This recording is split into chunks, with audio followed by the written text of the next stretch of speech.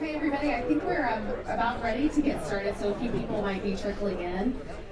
Really just wanted to welcome everybody here.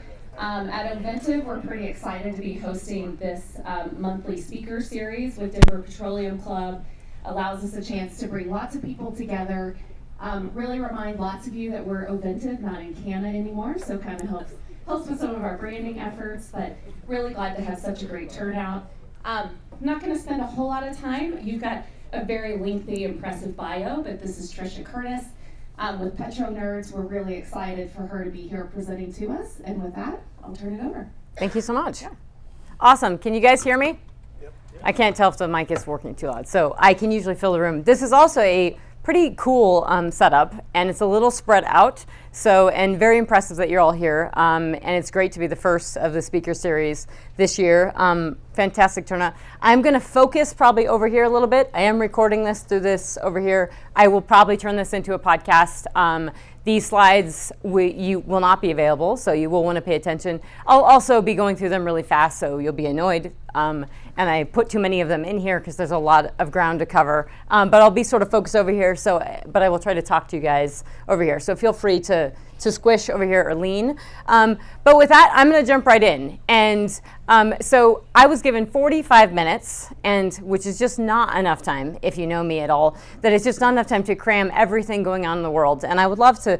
I did delete some slides, not as many as I should have, but I did delete a few of them so we could get through the world in 45 minutes. But I titled this The State of Reality because I did watch the State of the Union, so this is sort of a pun and a response on that. And the only reason for that is that, most people who know what I do, I don't pull punches, and I wouldn't pull punches on previous administrations, but I'm certainly not going to on this one. And the State of the Union was a pretty optimistic, upbeat, resilient, the U.S. economy is doing well, inflation is coming down, and that's just not really entirely the case. And certainly with regards to oil and gas, it was not positive, especially if you were a publicly traded company and you were buying back stock, which almost everybody is.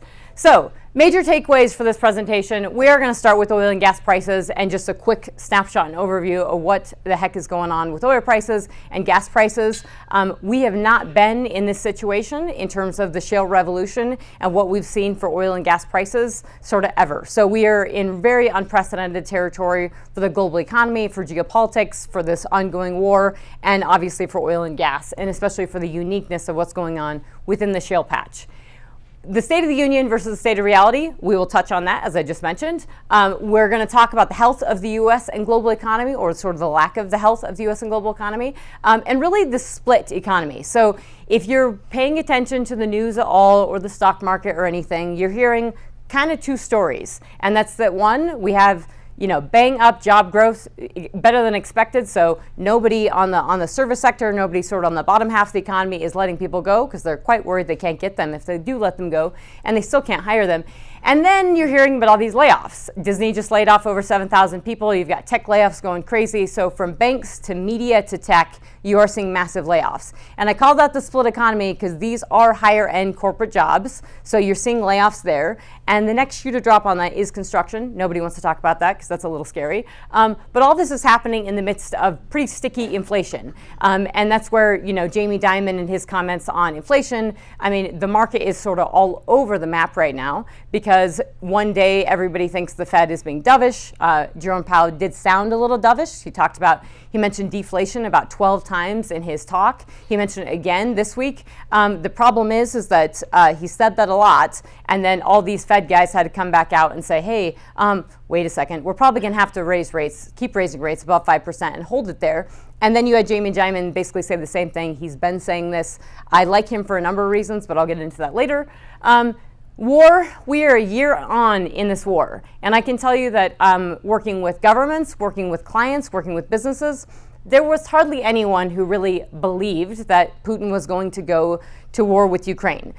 He did go to war with Ukraine, and most people wanted to optimistically believe that somehow this war would have ended by now. It certainly hasn't. And when you're a year on in a war and Russia's looking to intensify their offensive campaigns, we have to really sort of start looking at what's the implications of that. Obviously, we have huge implications right now from an inflationary standpoint, from an energy standpoint, from ammunitions to arms sales, but also geopolitically, it's really meaningful of sort of what are the next steps and what does this mean? What does this mean for oil prices? Is a very, very unique environment because it is maintaining an elevation of oil prices that we haven't seen in a really long time. So we used to sort of have geopolitical risk premiums, oil prices. Now we actually have the geopolitical risk. It's there, and until this war ends, it's going to be there. So it's sort of this weird thing where you have the economy not doing so great and shouldn't be super supported. Oil should not be super supported from a demand side, but it is supported from a supply side because of the risk with this war. And then I'll sort of smash all this stuff together and talk about energy, geopolitics, power, like actual power, be a geopolitical power, but also power from power production. The ability to actually turn your lights on in your country is a form of power. It comes back to national security, comes back to economic security, and it's hugely important. And I am going to talk about green policies and what I call real ESG. I am not a fan of renewables for a number of different reasons, and I will clarify what those renewables are, and I will clarify why that is. And I do think it's something that needs to be elevated and understood and appreciated, and it's very okay if you disagree with me. I'm happy to take hard questions and happy to have those conversations, but it's something that more folks need to be talking about. Chris Wright, I believe, will be on this other side of the building soon or later today. He is on a massive offensive campaign, and everyone in this industry, including public companies, need to get on board with that offensive campaign because there is nobody in this business, nobody outside of this business that's going to defend this industry. So we have to do it ourselves. So BP, Chevron, Exxon, the reason I point this out is that if you're following the earnings side, and this is really serious because when the President of the United States is talking directly about oil companies and corporate buybacks, you're hearing this theme. BP is talking about, performing while transforming. That's nice little catchphrases. They're getting a lot of flack because they're green, and not green from going green because they're making money. And so they're getting flack because they're making money. They're getting flack because they're not going green fast enough. And I will get into where they see the net zero and where the International Energy Agency sees the net zero. It's a little bit different by the 2030 trajectory. Neither of those are going to happen. They're incorrect, but at least we can talk about that. Exxon mentioned IEA's net zero report within their earnings call. Since 2021, May of 2021, when we had all the board meeting debacles and everything went crazy for Exxon, Chevron, and Shell, we've had some tempering of that, a little bit of rolling back, and that has been sort of in response to a lot of the stuff, a lot of the White House letters that have been going to these companies. And these companies saying, hey, we are producing oil and gas, here's what we're doing. The reality is though they are doing a lot of share buybacks. They haven't increased, they're not putting a ton of capex into the ground. And Exxon has increased their lower carbon or lower emissions stuff by about $2 billion. They actually increased, so it's a $17 billion capex from 2022 to 2025. So it's a decent chunk of change. My point with this is that if you give a mouse a cookie, they want a glass of milk. And so all these companies are struggling with, hey, we're all good with Scope 1 and Scope 2 emissions, but not Scope 3. Well, that's pretty tricky because the whole agenda of everyone else is they want Scope 3 emissions. Scope 3 emissions are end user emissions. They will it doesn't work. It would massively distort how we're buying and selling crude oil. It would massively distort markets, and it would be a mess. But that's the problem. So all these companies say this stuff, and they say, but hey, wait on Scope 3. And then you can't have your cake and eat it too. So you cannot be talking about IEA net zero emissions and everybody jumping on the net zero bandwagon and then we must not understand what net zero is, because net zero, according to the IEA and BP, is no more crude oil very, very soon. And it's not saying, hey, raw crude oil, I'm in the business. It's that it isn't realistic and it's not happening. And so we have to understand this stuff because this has massive, massive implications, not just for US policymakers, but for global policymakers, for geopolitics, for power, and for security overall. Okay, so that was my intro. So we sort of recapped everything. So what is a petro nerd? That would be me on some tank batteries a long time ago that my dad was pumping these wells. This is a picture I used to put up with ESG. This is the Hayden power plant. As you're going into, when I go home and I'm driving home, I always take a picture of this. These are the power plants that are being shut down. I'm really, really serious about this too. I used to not be nearly as outspoken about I do not call it fossil fuels, and I don't think people should. These are hydrocarbons. These are traditional fuels. This is crude oil. This is natural gas. This is coal. And I think it is really, really serious when my energy bill right now is $400 a month for my utility bill. Now, I know I felt it. I know most of the people in this room felt it, and I know most of the people who are living paycheck to paycheck are damn well feeling that. So it is really, really serious when we're talking about utility prices, and we're talking about how much we're actually spending on what Xcel is doing, how much renewables we have in the grid, and what this all means.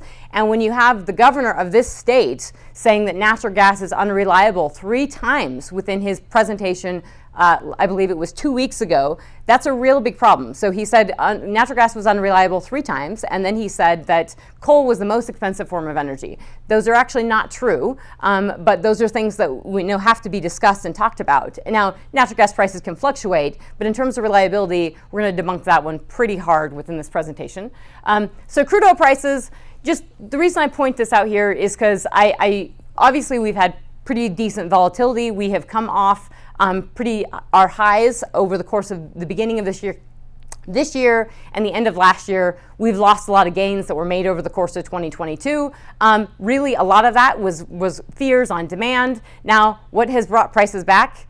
Well, it's the positive. Everybody thinking that China's reopening, and everybody got excited, and so we had this boon to prices. And something you'll notice, and I always try to point this out, and this is quite serious, is that the contract volume for WTI is not good. It's really actually quite bad. And so when those are down and it keeps going down, you do see exacerbated swings in oil prices. We don't see that quite as much for Brent, but we have seen that over the course of a year. So it's just something really important to pay attention to. So I would say most recently, your oil prices are driven on everybody betting hard on China. And we do have to be very careful about that. So this is Chinese crude oil imports, and you can see, China imports between 10 and 12 million barrels a day of crude oil. So the bet right now is everybody is super, super bullish on China. And the caveat to this is all the fear and all the concerns and all the worries everyone had about China from an economic standpoint, from a political standpoint. Now we have balloons and, not the balloons that you like for parties and everything, and we can certainly talk about that in Q&A if you want.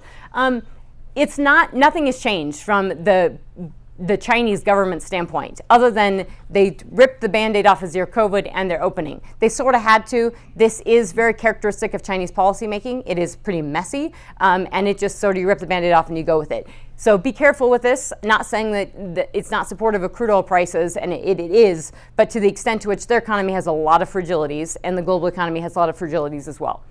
Natural gas prices, not good. So absolutely being pummeled. And, I'm supportive of lower natural gas prices for the health of the consumer. And $10 an MCF is very damning to the U.S. economy and damning to the U.S. consumer and the global consumer. But these prices that swing is really hard to take.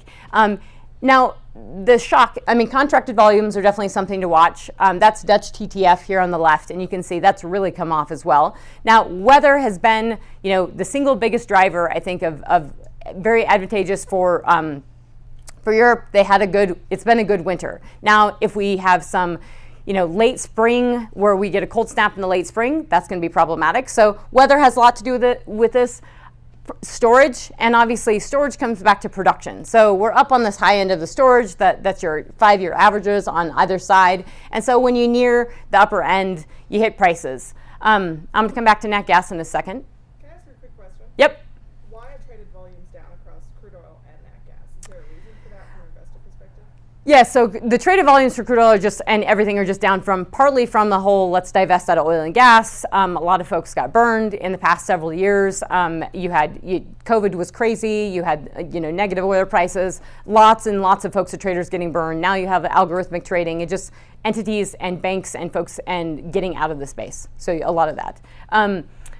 Okay, so we're going to talk about the State of the Union. If you didn't watch it, I wrote this down. It's a little messy because I had to listen. I tried to put this into words from exactly what Joe Biden said, and he went off script, and so that it got a little garbled. But I'm going to read it because this is important. Have you noticed? Big Oil just reported its profits. And there's applause and talk and all that stuff, and it's funny. Record profits. Last year, they made $200 billion in the midst of a global energy crisis. Apparently, this is I feel like I'm impersonating Joe Biden perfectly. I think it's outrageous. Why? They invested too little of that profit to increase domestic production. Now, somebody who is definitely going to make fun of me for this and say this is a super rah-rah oil and gas moment because I'm doing this, but this is almost incredible. And when I talk to a couple of oil companies, quote, they say, "We are afraid you are going to shut down all of the oil wells and all the oil refineries anyway, so why should we invest in them?" I said, "We're going to need all of that oil for at least another decade." And then there's interruption and people talking, and he's getting booed by the other side. And he says, "Oh, and beyond that, we're going to need it." Then he just says production. Sorry, that wasn't supposed to be funny, but that's actually how it happened. Okay, so if they had in fact invested in the production to keep gas prices down, instead, gas, we don't know if it's that natural gas, gasoline, it's very confusing here.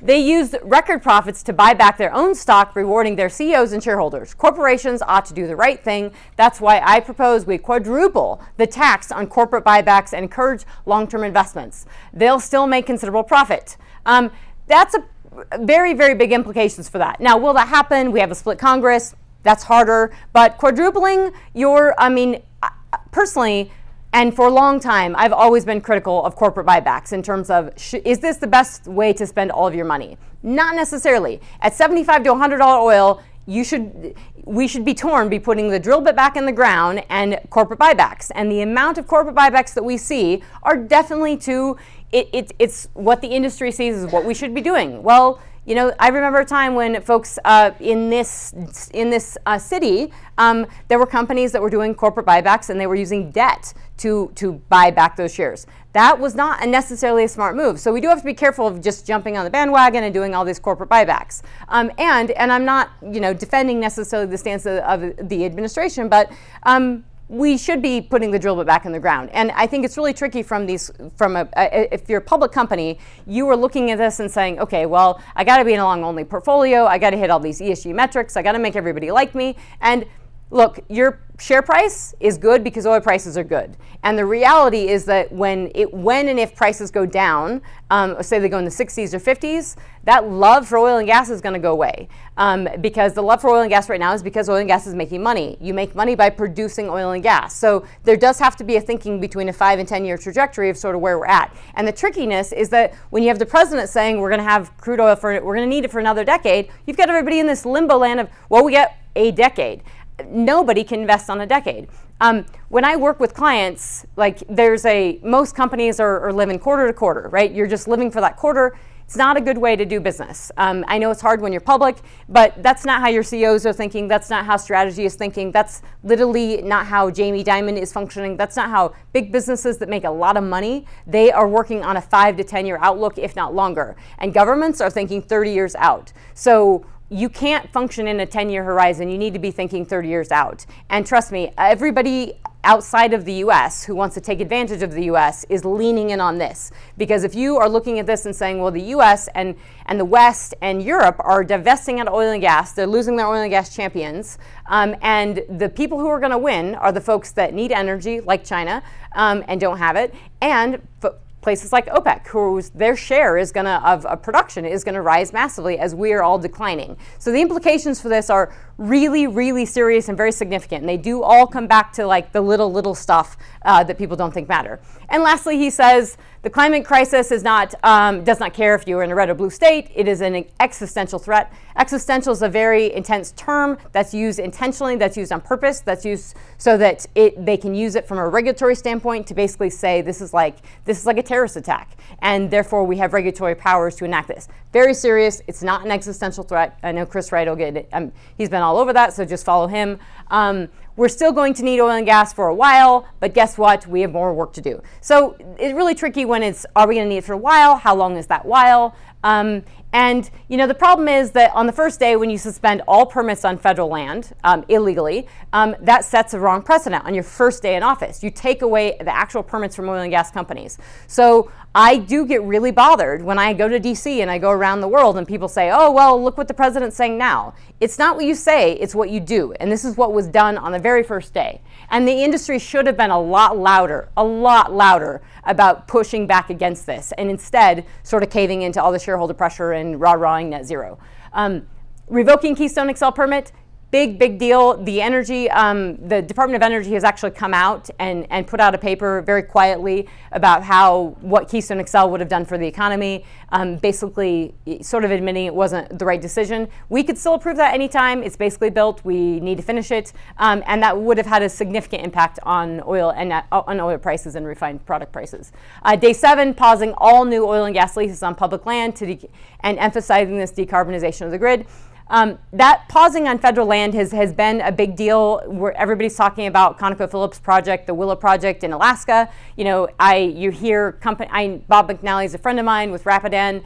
He was on TV recently talking about, hey, this administration is going for an all of the above strategy. No, they are not. This is not the Obama administration. This is not an all-of-the-above strategy. That Willow project, if it gets approved, it's going to be significantly deregulated, or not deregulated. It's going to be significantly downplayed, and they're going to reduce the permits and everything. And this is, you speak with actions, not with words, when it comes to this point in geopolitics and with energy security. And day 30 was rejoining the Paris Climate Accords. That's really, really serious, because that is all your Paris Climate Accords are all the stuff that we're tagging on to the net zero emissions and everything we are doing to comply. You're not legally bound to this, but it's a pretty big deal, because this was sort of what gave the wind behind everyone's sails, and in terms of the investment community, in terms of banks, in terms of everyone on ESG, and certainly in terms of public oil and gas companies. Permit approvals have been down and continue to be down. This is the first and only administration that I know of that if you have a federal permit and it has expired and you want to get reapproval for that, this administration will not give you reapproval for that. So that is not an all of the above administration. That is an administration that is still against oil and gas production and as a domestic oil and gas production. So red is pre-administration, this administration, that's Trump. Blue is Biden, and you can see those are federal permit approvals, which continue to go down. So they're approving them. They're just not nearly what we were doing before. The U.S. Strategic Petroleum Reserve, also used as a massive piggy bank and used to sort of curb oil prices, did not work as effectively as planned. Now, it certainly dented crude oil prices to a degree, but could have been approving Keystone XL, doing this and a few other things, maybe propping up refineries would have been a big deal. But we are sort of setting ourselves up for definitely, the geopolitical situation where I talked about that geopolitical risk premium and this ongoing war. This is massively problematic if we do not start filling up this reserve. We need to be filling this up. And this is where, oil companies need to start talking to the administration about, yes, we will put the drill bit back in the ground, and we need to fill up the SPR and things like this, because this will come back to bite us in the future. We are down to, 20 days or so of demand, or less than 20 days of demand for the U.S. Production, we just sort of hit a 2-month, period where we're basically at 12.4 million barrels a day. We had this massive clawback from where we were from our COVID drop down and our shut-ins, and we've been clawing back this production. I put this here, I say it a lot, but it's really important to remember, look at where oil prices were and where production is.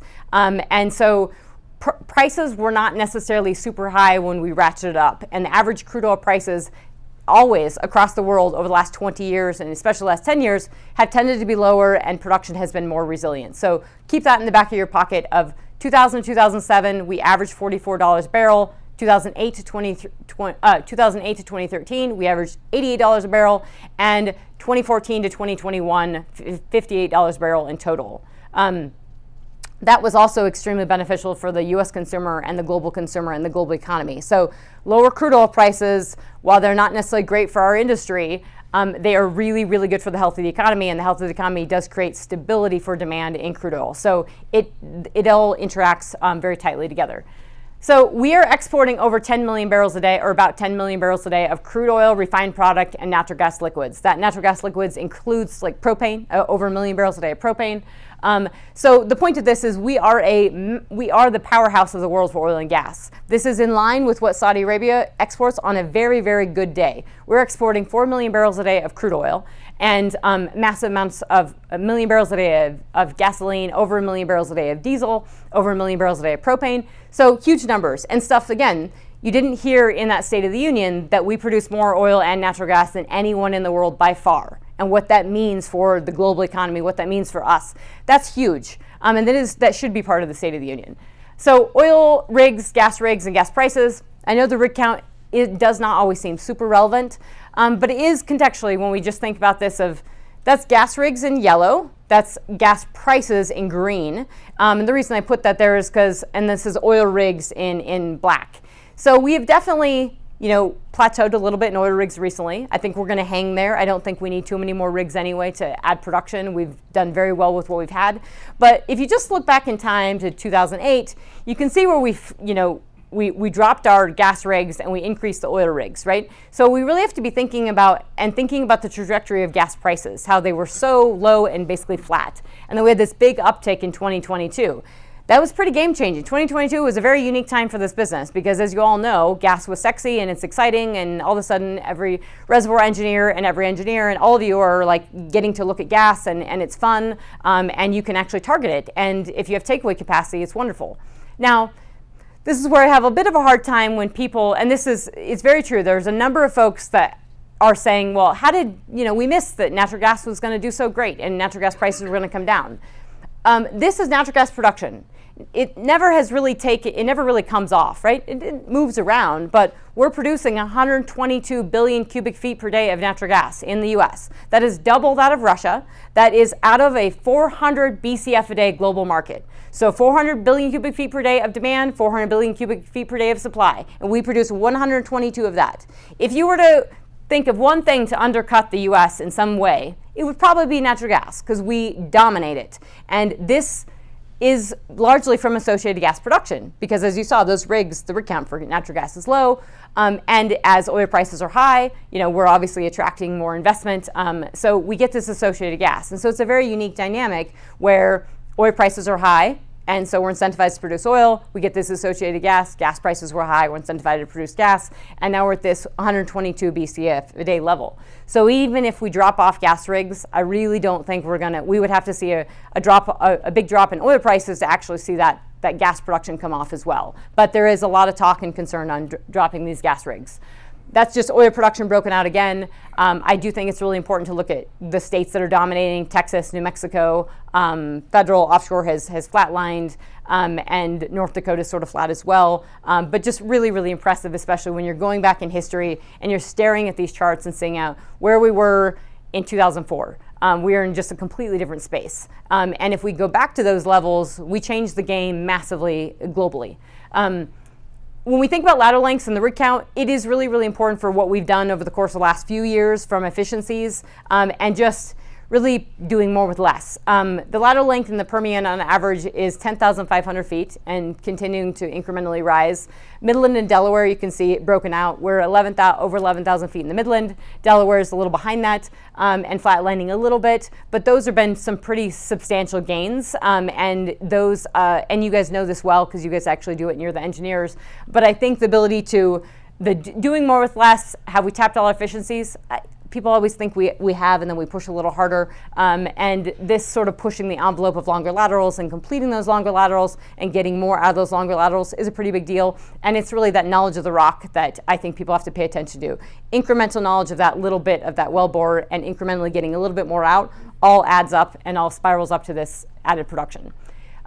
Public and private rigs, lower 48.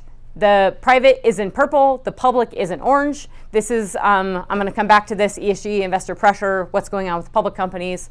You can see public companies are really nicely cored up, they're concentrated. The purple companies and the private companies are everywhere, they're scattered around, they're taking risks, they push the envelope.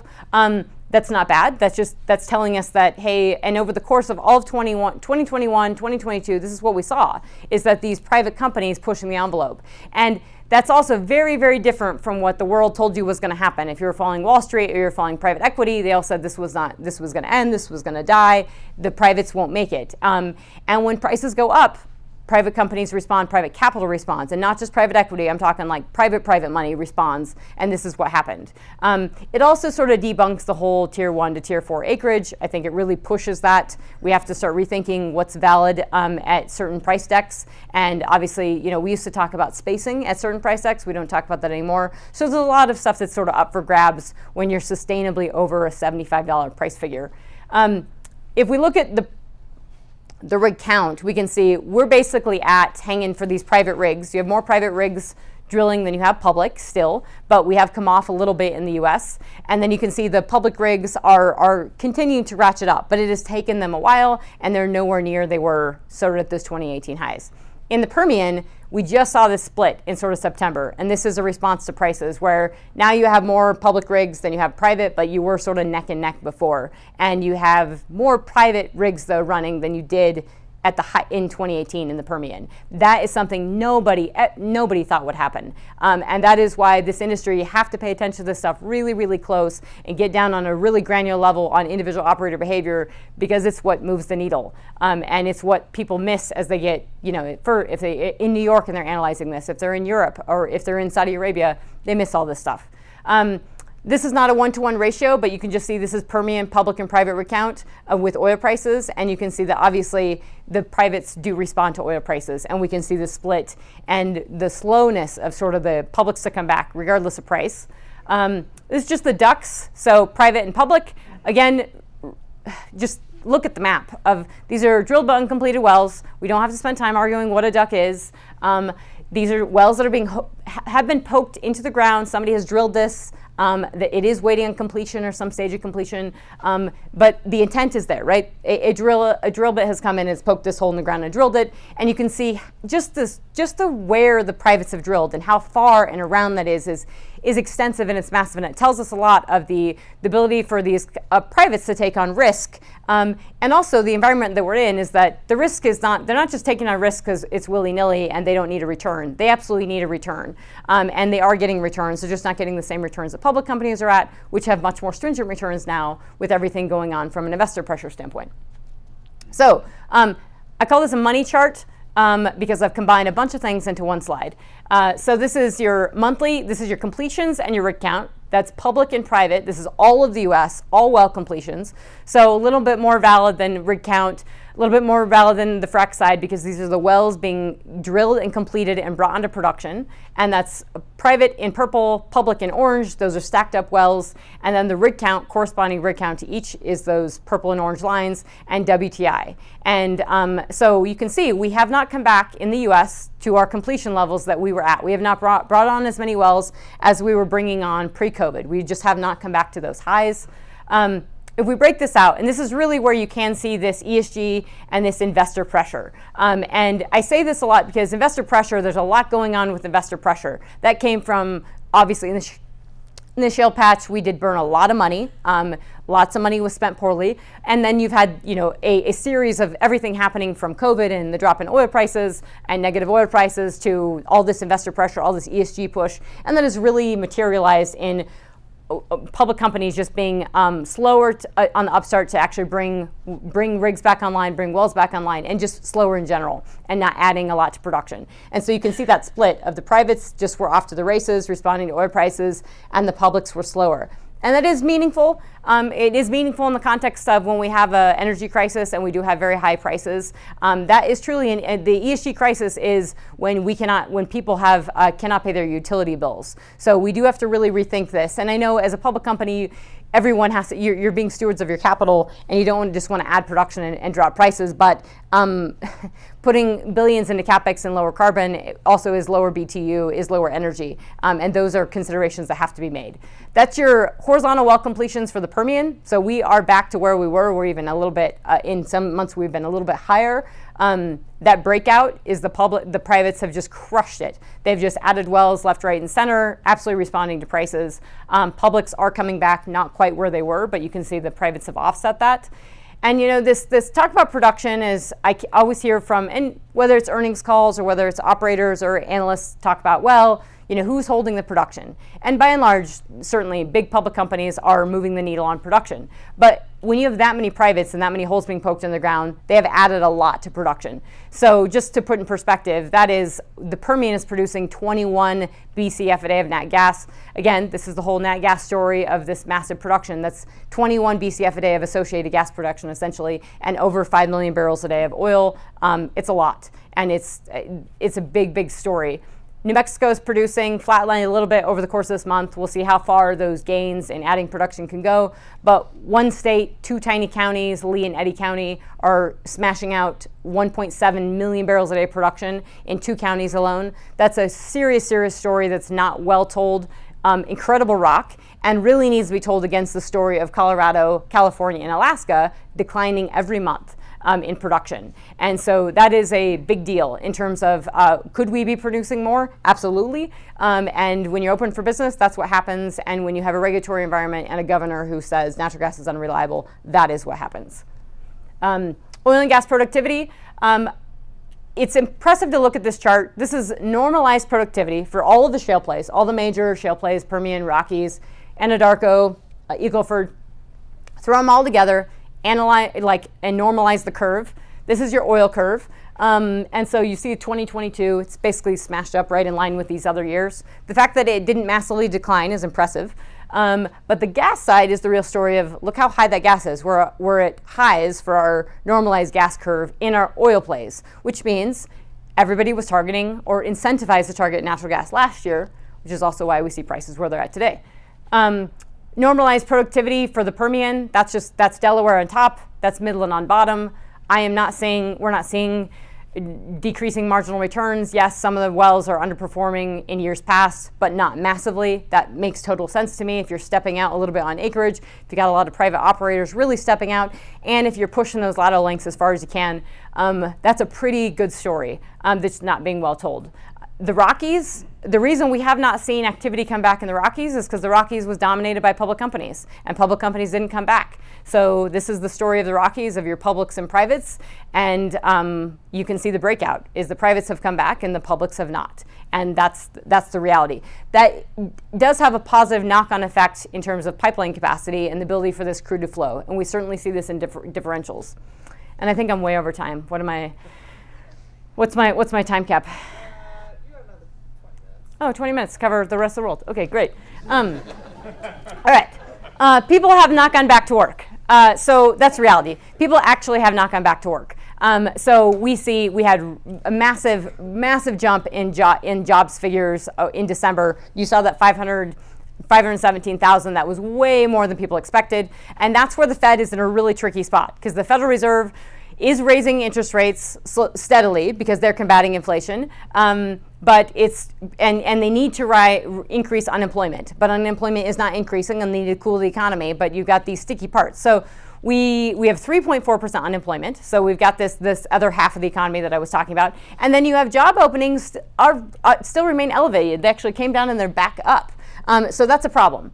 There are not enough people looking for work. We're back at our record highs of 2 job openings per 1 applicant in December again. So you just don't have enough people back to work. And people always ask, a year ago, people were really, really pushing me on, well, why is this? And the reason this is the case is because you had so much fiscal stimulus. You had $27 trillion in global economic stimulus.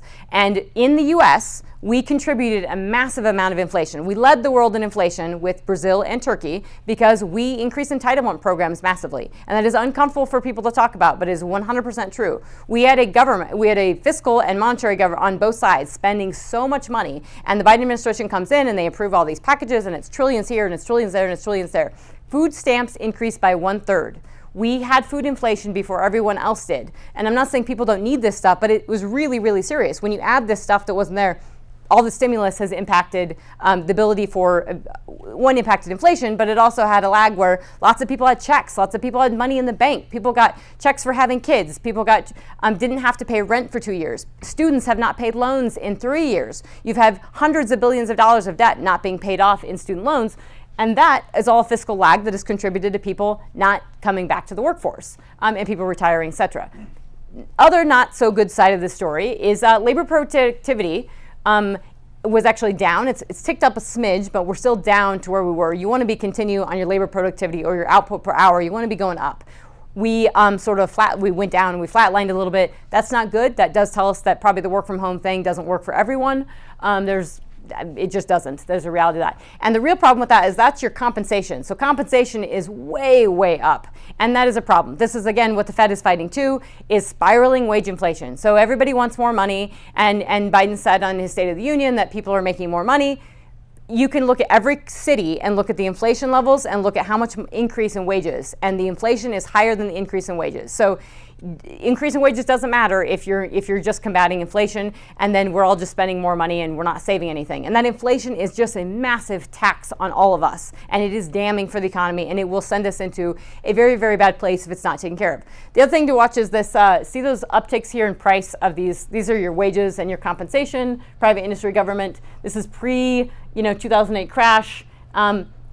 Most indicators that you look at, I don't care if it's manufacturing, anything, we haven't even got to the bad point and we're higher than we were before. So there's a lot of talk on, is this going to be a soft landing? Is it going to be a hard landing? We don't actually know, but it's going to be a landing. And it's not, I don't think it's going to be nearly as soft because we haven't really actually sifted through all the data. So the white collar layoffs, we talked about this. That thing on the left, I just listed that. That's just layoffs in the last 3 days, just this week. That's the layoffs from this week alone. And then you have this list on the left here. Sorry, that's on the other side. This list on the left here is just your percentages. But you have from tech layoffs, from Amazon, Microsoft, you name it, everybody's laying off people. And the seriousness of that is those are pretty high income jobs, and those are people who did buy houses. And so we have not seen a lot of this trickle into the economy and society. Inflation is at 6.5%. It has come down. That is largely due to oil and gas prices. That is largely due to what you guys do in this business, and pumping more oil and gas has contributed to this falling. Electricity prices are at 14.3% inflation. That is unbelievably high. And again, if we look back to our recession levels here in 2008, we're way, way ahead of that for all of these indicators. Food is still double digits, and shelter, your home, hasn't even taken a breather and is at 7.5%. That's core inflation. So the Fed says, they kept saying deflationary. That's a bunch of bull, because shelter is 7.5%, and that is core inflation. And that is really tricky because it's also hard for the Fed, because if they raise interest rates, then guess what gets harder to buy? Homes. And then everybody has to rent, and those shelter goes up. I've been in Georgetown. I go to DC about every quarter. And if you go in Georgetown, you just look at the real estate there. During COVID, over half of the shops closed. And every quarter when I go back, more have closed. It is a ghost town in Georgetown. There are a few shops open and some restaurants, but people cannot afford the rent, so all these businesses just go under. And this is your thriving economy of Washington, D.C., of high-income people that are supposed to be rolling in and spending money. And folks, they're not spending money. And so we are really seeing this. If you start talking to folks, especially on the high-income side, ask how many people are skiing, how many high-income people are skiing, how many, on the high-end side, what is it looking at? And you're going to see that it doesn't look so great.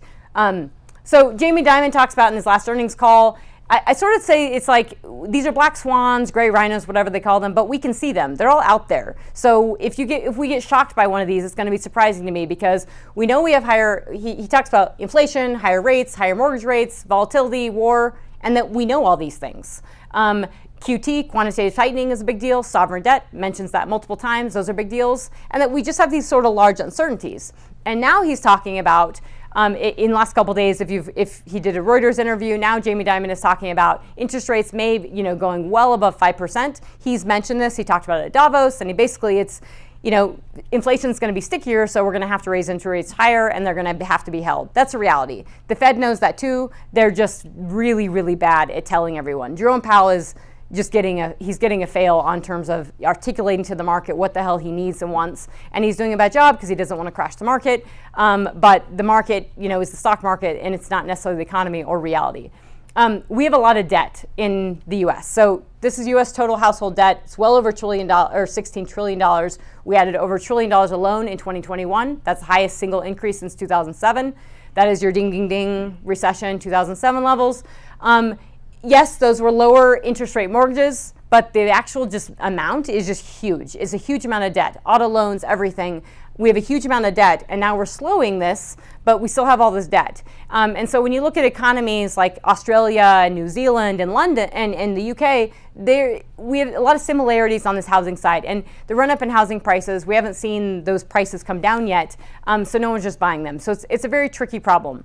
We also have credit card balances are at new highs. We're almost we're over $931 billion at a record high for credit balances, and savings rates have plummeted. So when people say the consumer's doing well, they are not. They're putting on their credit cards, and the credit card balances are huge. I was dinged $50 for being by Apple Pay for being 6 hours late because I didn't get the notification on New Year's Eve, and I was pissed at having 850 credit score and getting dinged $50.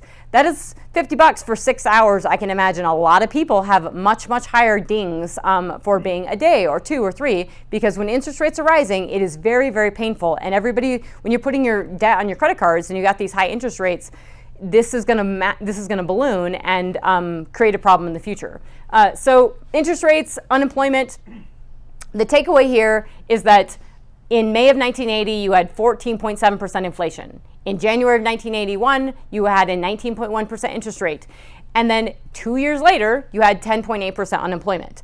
The pain of the economy, the unemployment side lags. It takes nearly 2 years for that to feel in effect. When the U.S. housing crisis happened, that was 2008. When unemployment peaked, it was 2010. So it is a very different story. So for all of us sort of looking at this and saying, we're not in recession, or are we going into recession? The pain of that recession and the real unemployment we will be feeling later. And that sucks, but it's reality. Also, the reality is that inflation kills your economy. You won't have any jobs to talk about. That's why it's so serious, is that when you have these wage price spirals and everything, that tax just keeps going up and up and up. You can't save money, and you just get into a really bad situation. And we've never experienced high oil prices and high inflation. So this is your crude oil prices dating back to the 70s in green, and that's inflation. And so we had pretty actually low even when we had high oil prices and high inflation, but then we came in line and we were easy peasy even when we had high oil prices, where we can all remember we didn't have high inflation, and now we have both. And that is extremely damning, and this whole geopolitical side makes this really complicated. 30-year mortgages around 7%. Yes, they're moving around like crazy because the stock market wants to bake in a Fed pivot, which isn't happening. So when you see mortgage rates go down, just try to buy a house. I'm pretty sure you're going to be dinged. It's going to look like over 7%, which means most people are not getting approved because most people can't hit the monthly payment because it's gone up so much. So your buying conditions for your large household durables, your refrigerators, your appliances are at record lows, just absolutely record lows for your buying conditions from a survey perspective. And your buying conditions for houses are at record lows too, because not just because high interest rates and you can't afford it, but because everything else for the consumer is so poor. And so these are just the data points that are not well articulated in the market. I'll keep throwing this up there. We're sort of out of whack, but oil demand in the U.S. and home prices usually rise and fall together. Last year, we continued to see rising home prices, even though we didn't see a lot of sales in home prices, and we've sort of flatlined on oil demand. Globally, oil demand doesn't really take a massive breather in terms of huge corrections for recessions. In 2008, we lost a sub 2 million barrels a day globally, but we were the driver of that. And so at a 20 million barrel a day demand market, we moved the needle pretty significantly. And so in the 80s, we lost 3.7 million barrels a day of demand. It took a decade for that to recover. That's huge. And we lost 2.5 million barrels a day in 2008. And it took years. It took several years for that to recover. So it's really important to think about what is going on with the economy, what's going on with recession, what's going on with oil demand. Okay, global economy, also not good. All the things that we just talked about for, food inflation and housing inflation, all these things, that's happening globally. And you think about the bottom half of America and how painful that is for Americans, think about globally everyone else who makes significantly less money than we do. In the poor parts of Africa, in the Middle East, food inflation is killing them. And not just that food inflation, but fertilizer costs, because of high natural gas costs. Now fertilizer costs have gone up. And now they're not planting with fertilizer, so they're going to have low crop yields, so they're even going to have less food. So it's a very vicious cycle that's going to be playing out for years to come. But hey, at Davos, the Chancellor of Germany, Olaf Scholz, said that they weren't going into recession, so we can believe that. I'm sure that's true. It's not true. I'm absolutely joking. They're basically, Europe's already in recession, whether they say it or not. You got Olaf Scholz going to China with 12 CEOs. Germany was the one that basically signed everybody on to taking all this Russian gas, and now they go to China, and they want to do more business because they're just not very good at making business decisions, apparently, and understanding how trade dynamics work. The head of the European Commission spent her entire speech at Davos talking about clean tech and Europe being the clean tech hub, and how exposed they were to China, but they still wanted to be the clean tech hub. You had China talking about how green and clean they were and how they're committed to being green and clean. And then you had Fatih Birol at the IEA touting his same stuff about clean tech and lowering emissions and getting to that 2050 net zero, which is a complete pivot from what he would say even 5 years ago when he was touting how great U.S. shale was. UK inflation, just for an example, is still above 10%. That is just they weren't even close to that in the 80s. So their 10% is massively painful. So that is recession territory, whether anyone wants to believe it or not. And those electricity prices you can see the ramp up in them. That happened in the fall of 2021. So the ramp up in electricity prices happened in the fall of 2021, which happened when none of the renewables, the wind power and the solar power didn't pan out in the UK, didn't pan out in Europe, nor did hydro. And actually from a weather perspective, all those sort of fall together. They tend not to work at the same time. And then they had to draw on natural gas. Well, they didn't have a lot on natural gas. So when you decarbonize your grid and then you need this stuff that you don't have, this is what creates the price spikes. That doesn't mean that product is not reliable. It means that the grid is not reliable. So back to that's prices in fertilizer, prices in food globally, really bad. This is the map of your war in Ukraine. So we are a year in now to this war. The point of this is that there is no end in sight to this, and there is no sort of how will we end this, where will this go? I do believe this is a pawn move in a much longer game. China and Russia are China's funding this war. Nobody wants to talk about that. Everybody wants to talk about how evil Putin is. Not a good guy. This is really bad. But we do have to talk about the bigger elephant in the room, which is China and the funding of this war. So that's basically where we're at. They've carved a chunk of Ukraine right there. Ukraine doesn't want to talk about peace deals in terms of carving off the country, but that's where probably the rest of the world is going to go because they want this to end. And now we've got this big offensive campaign going on. Natural gas flows into Europe have absolutely plummeted. Those are all the main conduits. Nord Stream, the main conduit, that went down to zero. Then you had the pipelines being sabotaged. That's never going to flow again. And then you still have a little bit coming through Turkey and a little bit coming through Ukraine. But the biggest takeaway on this story is the what not to do. Don't decrease your domestic output and give it to a country that you do not have anything in common with, both from a economic standpoint, from a democratic standpoint, from an anything standpoint. I would liken this to China a lot in terms of everything going on, but this is 55 BCF a day of gas consumption in Europe and 20 BCF a day of gas production. So they didn't decrease their consumption, they did decrease their production, and so you have this exposure for imports that's just massive. And they relegated all this to Russia. And so Russia basically was importing 16 BCF a day of pipeline imports. So it's a huge number, and then another 2 BCF a day LNG. So they gave a lesser economic power, not a superpower from a nuke standpoint, but all the leverage in the world that they needed to wage a war on them. And this is what happened. So this is a statement to the world of what not to do. And now Europe's doubling down on their green policies, thinking that will fix it. And there's a number of reasons why that won't. And I know I'm over, so just bear with me. Okay, Russian oil production outlook coming down. It's about 10 million barrels a day. This is probably a bigger risk to the market than we realize of if they drop 1 million barrels a day this year. If demand is faltering, probably not going to matter too much in a recessionary environment, but they've been way more resilient in terms of their economy and in terms of oil production. And that's for a number of different reasons. We can get into that in Q&A. They're not a super diversified economy, so they should have been a little more resilient than people expected.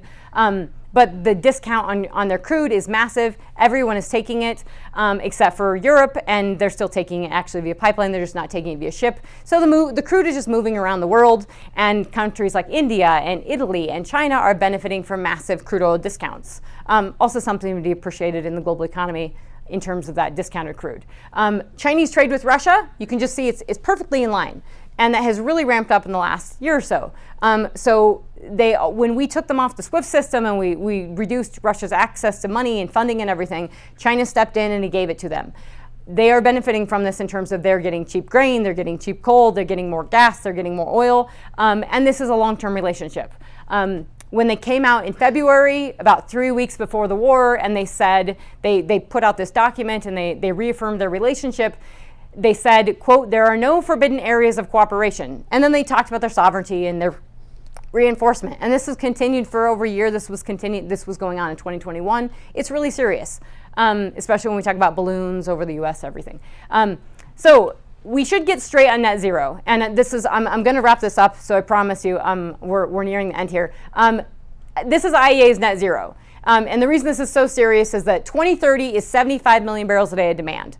Now, that would crush the US economy, it would crush the world economy. We cannot get to 75 million barrels a day of demand by 2030 unless we cratered the economy. And we all just went into a cave and we shut in the economy just like we did for COVID, and we didn't even drop 25 million barrels a day then. It's impossible. And we saw the economic devastation for that. But that's what net zero is. So when everybody signs on to net zero, just know that that's what you're signing on to. So we have to be very careful with this terminology. And then you have the IEA as of October saying the world is struggling with too little clean energy, not too much. Faster clean energy transitions would have helped moderate the impact of this crisis, and they represent the best way out of it. And their answer is 100% wind and solar. So is BP's. So we drop our oil demand, we fix the emissions problems, and we just add a bunch of wind and solar into the grid, and we solve everybody's problems. Now, as we all know, we drive our cars and we use crude oil largely for that. Now, with this crisis, we've actually increased power usage for crude oil by a lot because natural gas prices were so high. But by and large, we use crude oil to drive cars, and electricity is what turns the lights on in here. So they're not the same, but we talk about them interchangeably. Oil demand, so just keep that in your back pocket for a second. So that's IEA's oil demand. That's in green. That's 2030, 75 million barrels a day. BP, interesting. They have the same thing. They're on the same trajectory for net zero, but they're 85 million barrels a day demand. So not as much, which works well for their narrative, for their company and everything. 85 million barrels a day, and that's still not going to happen. Little bit more realistic. But OPEC's share of production grows in all scenarios, because if we reduce our output, that's what's most interesting. This is OPEC's share of production historically. This is what their share of production will be in all of these scenarios. That's insane. So we're just basically going to say, okay, in the democratic world, in the UK, in Europe, in Norway, and in the US, we will decrease our production, we'll just hand it off to you. And that's just not going to be the case, but that's what it would look like if we did. Nat gas demand, no matter the scenario, well, actually, so it doesn't matter, it either craters or it goes up. So that gets really confusing. But solar and wind, no matter what, goes up. So the answer is solar and wind. And this is where I say I have a problem with renewables. That's your iHeart Net Zero. Every company jumped on the bandwagon with this. I disagree with that, as I've talked about. So global power generation by fuel type. This is the slide that we haven't stopped using coal. We have not stopped using oil. We have never had an energy transition. We stopped killing whales. We saved the whales. Oil saved the whales with whale oil, using actually oil instead of whale oil. But you can see this is your renewables. This is wind and solar that has increased into the global power capacity. Just because you increase this doesn't mean you get all of it, right? Because the wind does not always blow, the sun does not always shine. And also, you have to replace this. So something I want to push people to think about is the real cost of renewables. So levelized cost of energy, most people know, is kind of a BS figure. But the reality is it costs. It costs to buy it, and it costs to put it into the grid. And it's massively subsidized by the governments, and it's massively subsidized by us. So we have to start asking, how much does it really cost, and what's it doing to the economy? We lost a record amount of energy production, of primary energy production in the US during COVID. And as I've sort of tried to lead you into this on the geopolitical side, the consequences of this are really big if we're reducing our energy production, including coal, which I don't necessarily we should be necessarily reducing. Doesn't mean you have to use all the coal, but you may want it. It's a very secure form of energy. You do not have to pipe it. You can truck it, you can put it on a rail car, you can stack it up to your power plant, and you can burn it when you need to. So when we're shutting down all of our coal-fired power generation in the name of changing the environment, which we're not doing, and China's adding it, we're in a really hard situation of reality. Plus, I have a big problem with, yes, natural gas is better than coal. The folks that don't like natural gas also don't like coal. That is Bloomberg Philanthropies. They have a no more gas campaign, which is also, or no more coal campaign, which is also and gas. So they don't like that either. So we're in a tricky situation here because nothing is liked. This is all power generation capacity, a heat map in China. China has, just so we get the numbers straight, because everybody talks about it, over 8,500 terawatt hours of power generation, okay? So total, that black is coal.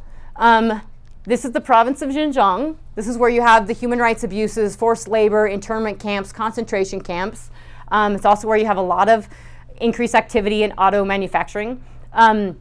China has increased coal production massively. There are over 400 million tons. So Chinese coal-fired power plants, for all the ones that we're reducing, we are screwing ourselves because we'll shut down a coal-fired power plant, we'll get rid of all of our jobs, we leave these ghost towns where I'm from, like Craig, Colorado, where in China you have 200 in construction, you have over 3,000 operating, you have 121 announced, you have 106 permitted, you have 122 in pre-permit stages. And when you look at the power generation, and I am almost done, when you look at the power generation breakout, that's just your 400, that's your terawatt hours. That's UK, and that's Russia. So a lesser power has more ability to produce electricity. And that should give you a little pause in terms of what are we doing, what's going on, what could we use for that power generation. It's probably you can build stuff, you can build ammunition, you can do stuff. This is Europe and the US power generation by fuel together. So that's the West. This is our democratic superpowers. We flatlined, we're 8,000, and that's China. So they have more power generation capacity than we do combined. And China dominates the solar and manufacturing industry, completely dominates from soup to nuts, from where it's sourced to how it's processed. They own all of it. And they produce it in the province of Xinjiang, and they do produce it with forced labor, and it has kept their labor costs down, and it does allow them to subsidize this massively. So when people are putting this on the roofs and they're feeling good about themselves, you really do have to have pause on that. And then not just that, but you have to ask the question of how expensive is it, because that is free labor, so they've definitely curbed that. So that's the province of Xinjiang. This is from the Chinese 14th five-year plan, their own document. And it is a powerhouse for energy. That's why you produce your solar panels there and your auto equipment and everything, because you have a lot of coal and you can heat it up and you can make it. Solar exports from China to Europe increased by 86% in the first 10 months of 2022. Now, Europe thinks that's really great because even though that's forced labor and that's really bad, that now they have energy security. Unfortunately, you have to replace solar and you do have to replace wind. So you have to buy this stuff again. And China isn't known for producing the best stuff in the world either. So you have to buy this stuff again. So the supply chain issues are really, really serious. The ESG issues, this is your real ESG issue. And lastly, electricity consumption, and this is the last, that's electricity consumption in China, the US, and Europe. And then you have electricity consumption, industrial electricity consumption. And you can see that's China in red and the US and Europe. And I'll just throw it out there of what do they intend to do with that industrial electricity consumption, and what does that mean for us if we don't have that output and we've said, hey, we want you to make our t-shirts, we want you to make our batteries, and we want you to make all this stuff. It is not just t-shirts and batteries and cars. It is the ability to make other things. And when we've relegated that to other countries, countries we don't agree with, you end up in a situation like you have with Russia and Europe. And with that, thank you very much.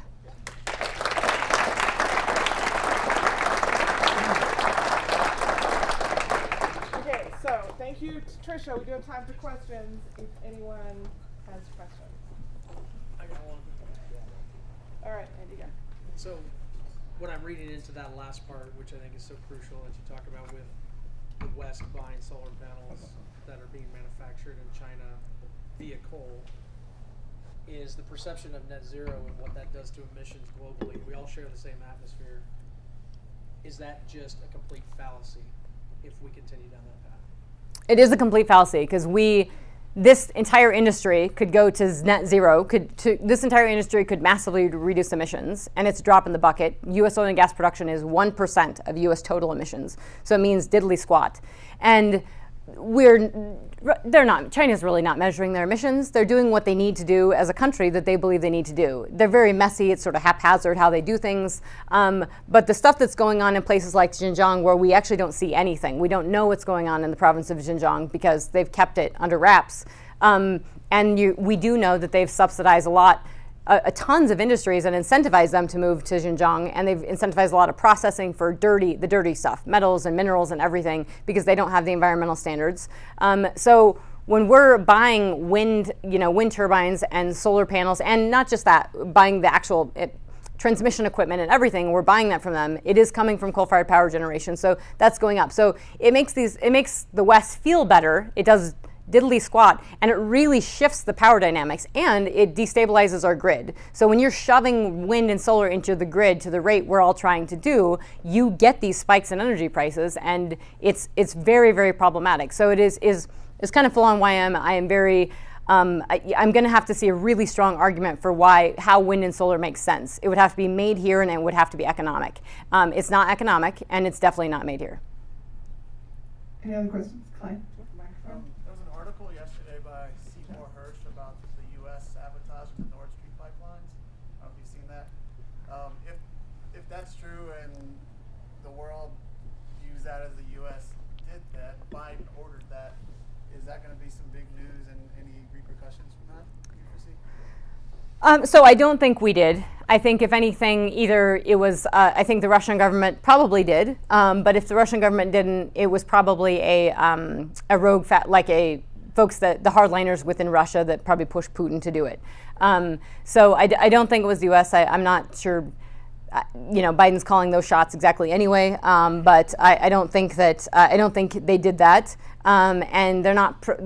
There is literally nobody in the U.S. administration that understands hydrocarbons. Full stop. Like, they don't have the intellectual capacity. They have not hired anyone because they're so pushing the renewable side. So they wouldn't have the knowledge to even do that in the first place.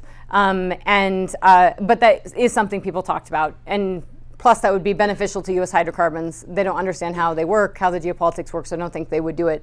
Most likely it's Russia making a very firm statement, and I thought it was pretty clear to Europe, saying, because European leaders, before that sabotage of that pipeline happened, did believe that Russian gas would eventually flow within a year or two or whatever it was, that the war would end and they would just go back to normal. That's mind-blowing that they could even conceive that they would be okay with that.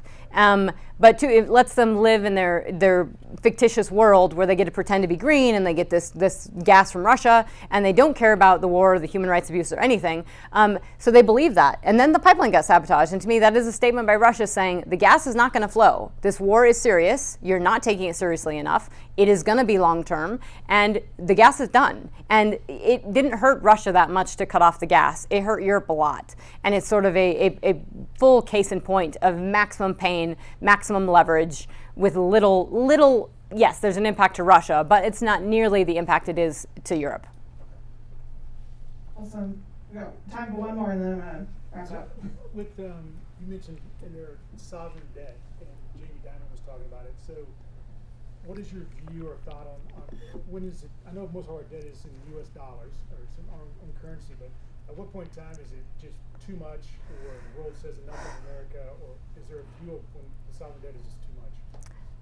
So I think there's a couple things on debt overall. So I would say, quantitative tightening, sovereign debt, interest rates, a lot of it has to do with the concerns are that, as we raise interest rates, countries that are pegged to the dollar have to do the same thing, and that the debt levels around the world are pretty significant. So they're sort of like sovereign debt levels around the world, health of emerging markets, how good they are, and everybody wants to bet on them, and they're super excited about China. But there's massive debt levels. So that's a little bit separate from then U.S. debt levels. And yes, the debt ceiling and what Congress approving everything, it is serious. I mean, our debt levels are high, and we as taxpayers will be paying that. We have to pay more as interest rate, with our interest rates and just the interest on this debt debt is huge. But we are still the cleanest, dirtiest shirt in the closet. We were in 2008. So when the economy sort of corrects, people still want to push the money into the U.S. because we have the most liquid, transparent, treasury market in the world. So our assets are very, you can see, what you get. Even with all the yucky with it around it, you actually know what you get. There's almost no country in the world that is quite as transparent and has a liquid market.